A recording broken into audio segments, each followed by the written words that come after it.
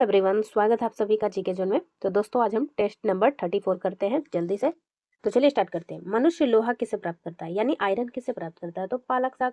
यहाँ ऑप्शन के हिसाब से हमें आंसर चुनना है। आंसर है बी, लौह आवश्यक है। तो लौह किस लिए आवश्यक है? हीमोग्लोबिन व आरबीसी के निर्माण के लिए, सामान्य स्वस्थ बनाए रखने के लिए, शरीर में ऊतकों तक ऑक्सीजन पहुंचाने के लिए। ऑप्शन देख के ही आंसर पता चल रहा है आपको, डी होना चाहिए। क्योंकि देखिए, अगर हमारे शरीर में लौह की मात्रा है, यानी जितनी आवश्यकता है, तो हमारा हीमोग्लोबिन और आरबीसी का निर्माण अच्छे से होगा, हम स्वस्थ रहेंगे। साथ ही ऊतकों तक ऑक्सीजन ले जाने का कार्य किसका है? हीमोग्लोबिन का। तो हीमोग्लोबिन रहेगा तभी ले जाएगा, इसलिए आंसर डी है। सबसे अधिक आयरन किसमें पाया जाता है? ऑप्शंस के हिसाब से इसका आंसर हो जाएगा हरी पत्तेदार सब्जियां। किसमें भरपूर लौह तत्व पाया जाता है? हरी सब्जियों में लौह अच्छे से पाया जाता है। नेक्स्ट है, सीमेंट और अस्थियों दोनों में विद्यमान होता है। सीमेंट और अस्थियां, अस्थियां मीन्स हमारी हड्डियां, दोनों में कैल्शियम मौजूद होता है। ठीक है, 5 का आंसर बी। किसकी कमी से एनीमिया रोग होता है? तो लोहे की कमी से, यानी आयरन की कमी से हो जाता है एनीमिया रोग। एनीमिया रोग यानी खून की कमी। विटामिन ई का रासायनिक नाम क्या है? E tocopherol. ठीक है, टोकोफेरोल किधर है? डी में। मानव शरीर में रक्त का थक्का किस विटामिन से बनता है? वो है के। निम्नलिखित में से कौन सा विटामिन की खून के जमने की आवश्यकता होती है? सॉरी, खून के जमने में आवश्यक विटामिन कौन सा है? तो वह है विटामिन के। पालक के पत्तों में किसकी मात्रा सबसे अधिक होती है? तो घूरा फिराकर एक ही प्रश्न आ रहा है, आयरन हो जाएगा। विटामिन ई किसके लिए महत्वपूर्ण है? तो विटामिन ई जो है लिंग ग्रंथियों के लिए, सामान्य क्रिया के लिए आवश्यक है। चलिए आगे देखते हैं। मानव शरीर के कौन से अंग का प्रत्यारोपण नहीं किया जा सकता है? तो देखते हैं आंसर। देखिए, मस्तिष्क हो जाएगा। मस्तिष्क की कोशिकाओं में सेल डिवीजन नहीं होता है, इसी की वजह से जो है इसका प्रत्या गाइस, एक मिनट, 12 का आंसर नहीं, सही है, सही है, डी ही होगा। मुझे लगा गलत बोल दिया मैंने। ठीक है, तो हृदय सॉरी, मस्तिष्क जो है, मस्तिष्क के कोशिकाओं में सेल डिवीजन जो है वो नहीं होता है, इसी की वजह से मस्तिष्क में आपको देखिएगा जब भी चोट लग जाता है तो बहुत ही मुश्किल होता है उसका इलाज कर पाना। आंसर है डी। ठीक है, चलिए आगे बढ़ते हैं। कोशिका की आत्महत्या की थैली किसे कहते हैं? लाइसोसोम को। 80% से अधिक सेल यानी कोशिका में पाए जाने वाला पदार्थ कौन सा है? तो 80% से अधिक कोशिकाओं में पाए जाने वाला जो तत्व है वो है जल। किसकी उपस्थिति के कारण किसी पादप कोशिका और पशु कोशिका में अंतर पाया जाता है? तो देखिए, ऑप्शन देखकर आपको बताना है। क्लोरोप्लास्ट। ठीक है, ये पादप कोशिका में पाई जाती है, जबकि जंतु कोशिका में नहीं पाई जाती है।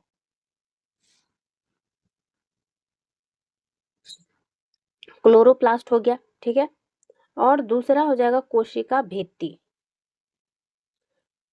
15 का आंसर क्या है? देखिए, कोशिका भित्ति हो जाएगा। देखिए, कोशिका झिल्ली जो है वो पादप कोशिका में भी पाई जाती है और पशु कोशिका में भी पाई जाती है, लेकिन कोशिका भित्ति यानी कि सेल वॉल जो है,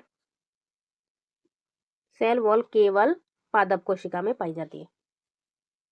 नेक्स्ट है, गोल्जी काय का प्रमुख कार्य क्या है? गोल्जी काय का प्रमुख क्या है? तो ये जो है गोल्जी काय जो है ये एक तरह से पैकेजिंग का कार्य करता है। सामान को पैक करके इधर से उधर, यानी ट्रांसपोर्टेशन का काम है, लेकिन इसको और भी कार्य है जिसमें श्रावण करना भी इसका एक मुख्य कार्य है। नेक्स्ट है, निम्नलिखित में से कौन सा कोशिकांग डीएनए रखता है? तो डीएनए जो है कोशिका की किस अंग में? केंद्रक में होता है और माइटोकॉन्ड्रिया में भी होता है। Answer D. Programmed cell death का कोशिकीय एवं आणविक नियंत्रण क्या कहलाता है? इसका नियंत्रण कहलाता है एजिंग। इलेक्ट्रॉन सूक्ष्मदर्शी की खोज किसने की थी? इलेक्ट्रॉन सूक्ष्मदर्शी की खोज की थी नॉल और रस्का ने सॉरी। नेक्स्ट है, मृदा अपरदन रोका जा सकता है अत्यधिक चरने द्वारा, वनस्पति के हटने द्वारा, वनों को उगाने द्वारा। ऑप्शन नंबर सी इसका आंसर हो जाएगा। बाढ़ को रोका जा सकता है स्थल को ढालदार बनाकर, जल आवरण को हटाकर, वनों को काटकर, नदियों पर बांध बनाकर एवं वृक्षारोपण करके। तो बाढ़ रोकने के क्या उपाय? देखिए, नदियों पे बांध बनाकर और वृक्षारोपण करके, दोनों तरीके से इस उद्देश्य को पूरा किया जा सकता है। नेक्स्ट है, मैंग्रोव वनस्पति पाई जाती है। तो कहाँ पाई जाती है मैंग्रोव वनस्पति? तो ये सुंदर वन में पाई जाती है। ऑप्शंस के हिसाब से आंसर डी हो जाएगा। समुद्री इलाके में जो है मैंग्रोव वनस्पतियां पाई जाती है। ठीक है, नेक्स्ट है, एपीफाइट्स। एपीफाइट्स बहुत अधिक विकसित होती ऐसे पौधे होते हैं जो अन्य पौधे पर निर्भर करते हैं। तो ये क्या है एपीफाइट्स? भोजन हेतु, यांत्रिक मदद हेतु, छाया हेतु या जल हेतु, किस चीज की वजह से ये डिपेंडेंट होते हैं? तो ये यांत्रिक मदद हेतु एपीफाइट्स जो है बहुत अधिक विकसित होती है। ऐसे पौधे होते हैं जो अन्य पौधे पर निर्भर करते हैं। चलिए आगे देखते हैं, भोपाल दुर्घटना में किस गैस का रिसाव हुआ था? तो भोपाल ट्रेजेडी, गैस ट्रेजेडी में मिथाइल आइसोसाइनेट गैस जो है इसका रिसाव हुआ था। 25वां है, निम्नलिखित में से कौन सी गैस वायु को प्रदूषित नहीं करती है? Carbon dioxide, carbon monoxide, sulphur dioxide, nitrogen oxide. तो इसका आंसर क्या है? इसका आंसर तो काफी ज्यादा इजी है, कार्बन डाइऑक्साइड नहीं, नहीं, वायु को प्रदूषित नहीं करती है ये, ठीक है।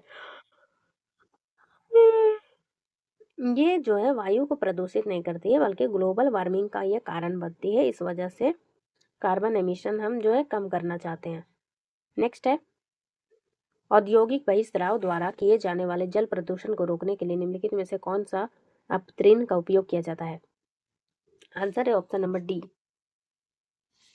यानी ए और बी दोनों, पार्थेनियल और हाथी घास। निम्नलिखित में से कौन सा एक वाहन प्रदूषण का भाग नहीं है? H2, CO2, sorry CO, SO2, NO2। तो हाइड्रोजन जो है ये प्रदूषक नहीं है। ऊर्जा के किस रूप में प्रदूषण की समस्या नहीं होती है? तो सौर ऊर्जा में प्रदूषण की समस्या नहीं होती है। जितने भी नवीकरणीय ऊर्जा के स्रोत है वो सभी हो जाएगा इसका आंसर, जैसे सौर विकिरण हो गया, बहुतापीय ऊर्जा हो गई, गैस जो हवा से चलती है, पवन चक्की, वो सब। निम्नलिखित में कौन अधिकतम ध्वनि प्रदूषण का कारण है? भारी ट्रक यातायात, निर्वाचन सभाएं, पॉप संगीत, जेट उड़ान। तो देखिए जेट उड़ान जो है ये जो है बहुत अधिक प्रदूषण ध्वनि प्रदूषण करती है। अस्थियों का अध्ययन क्या कहलाता है? ऑस्टियोलॉजी। आज का आखिरी प्रश्न है, तितलियों का अध्ययन क्या कहलाता है? तितलियों का अध्ययन कहलाता है लेपिडोटेरियोलॉजी, लेपिडेटेरियोलॉजी। चलिए गाइस, आज के वीडियो में इतना ही। अगर वीडियो अच्छा लगे तो लाइक, शेयर, चैनल को सब्सक्राइब अवश्य करिए। वीडियो देखने के लिए आपका धन्यवाद।